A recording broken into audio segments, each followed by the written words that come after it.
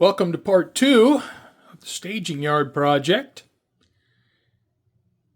It is a cool 66 degrees outside, 6:30 in the morning. I think summer is officially over, and I couldn't be happier about that. Well, I need to have a way to tie the new staging yard into the layout. The way I'm going to do that is I'm going to install this turnout right here, and then I'll have to have a small lift out section going across the aisle that ties into the staging yard. Now, if you're familiar with my layout, you'll know that all my flex track is Atlas Code 83. All of my turnouts are Atlas Custom Line. The only other type track I have on my layout is the double crossover on the primary lift out section is Walthers. Now, all of the track in this staging yard project is going to be Walthers.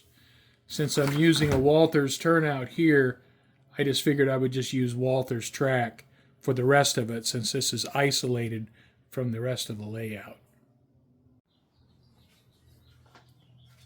You can see with the length of this turnout that I'm not going to have to disturb my track too much. And I'll get underneath here with a putty knife and pull this track loose 3 or 4 inches on each side of this turnout, just to make sure it lines up well. Before I cut track here, I want to take a moment to figure out where this is going to land. Now, with the turnout coming at an angle like this, it's going to land, if I ran the track straight, it would land about right here where that pin is. Now, that's way too far this way because I have to cut this back to get some aisle width back. So ideally, I would like it to land somewhere in here. I have the Walthers number 5 turnout soldered in. Now, because of where I had some expansion joints, I had to cut the track back to here. So I had to add in this piece of track. I think the alignment looks pretty good. I don't think I'm going to have any trouble with that, running my main line down through here. I have adhesive under the track, so I'm going to let this set up for a few hours before I disturb anything. Make sure it's set well. I soldered a piece of flex track onto the turnout. And then here I have a 36-inch piece of bridge track.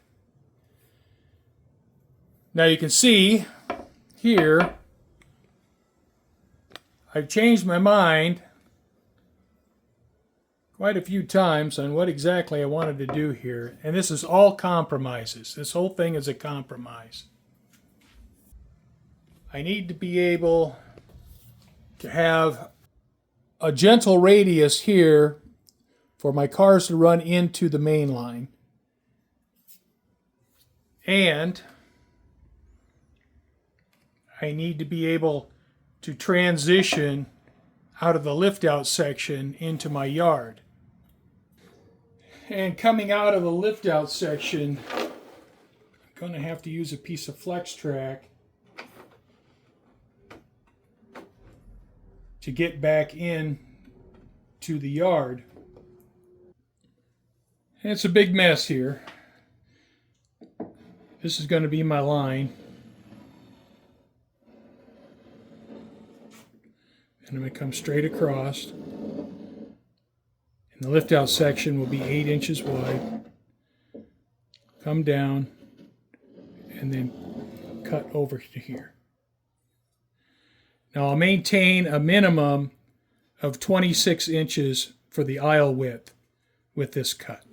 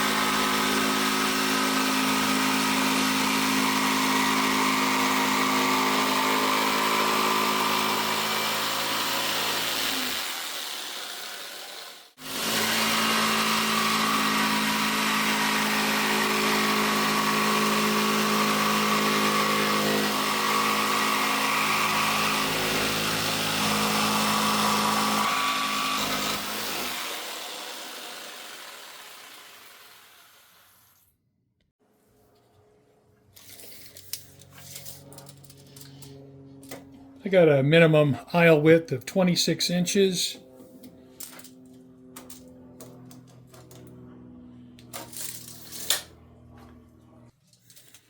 My aisle width here is 28 inches, and it feels like I got plenty of room there. And when trying to maximize my space, it's not quite optimum, for aisle widths, but I want to get as much layout as I can in the space that I have. Going to install a Bluepoint Switch Machine for this turnout. And trying to mount this Bluepoint Switch Machine beneath my turnout, it ends up that the framing here is too close to the hole beneath this turnout. And I didn't have room even for this small Bluepoint Switch Machine. So I devised this in order to throw my turnout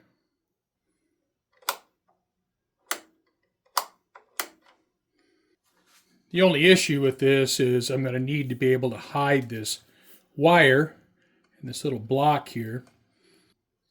And right here, for my little actuating rod, I'll have to put some sort of knob on here so I don't end up poking myself with that. So what I need to do now, and the reason I have this to begin with, is so I can power the frog. So now I need to wire up the Bluepoint Switch Machine in order to get my frog powered.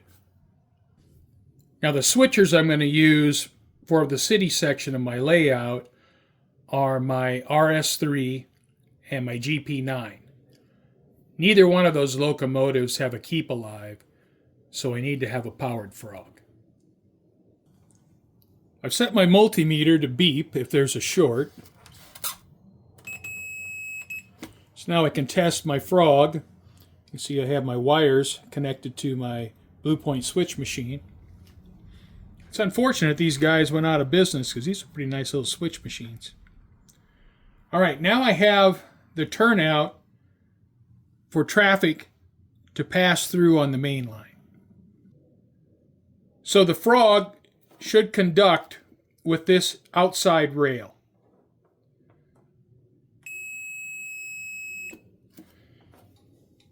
Now if I throw the switch to the diverging route, which would be going to the yard, now the frog should be on the inside rail. And it is. I need to have this frog powered because the locomotives they're going to be fetching cars from the yard do not have keep-alives, and they're 4-axle units. So I need to have a powered frog. And this setup's going to work pretty well. My only issue now is just hiding everything. I have my new turnout installed. The track's all soldered up. I have this piece of track soldered up here for the diverging route on the turnout. That's going to go to the lift-out section. I have my lead soldered up and this track soldered up.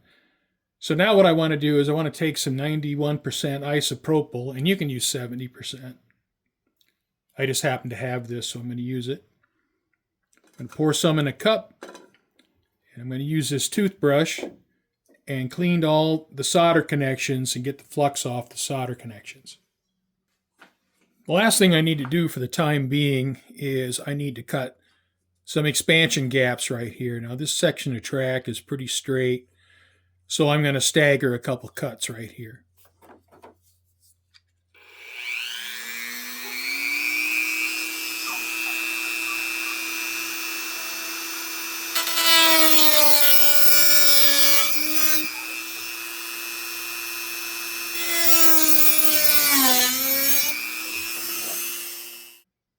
Something to keep in mind when you're cutting your expansion gaps is to be certain you don't leave a section of track unpowered.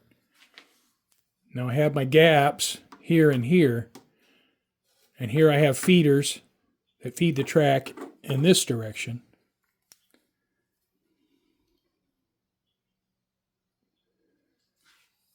I have feeders here that'll feed this track here.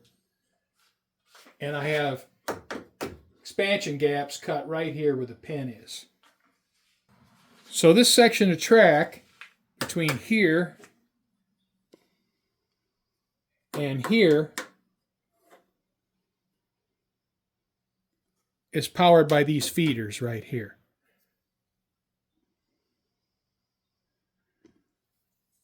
So when I cut my gaps, I know that my track here is powered.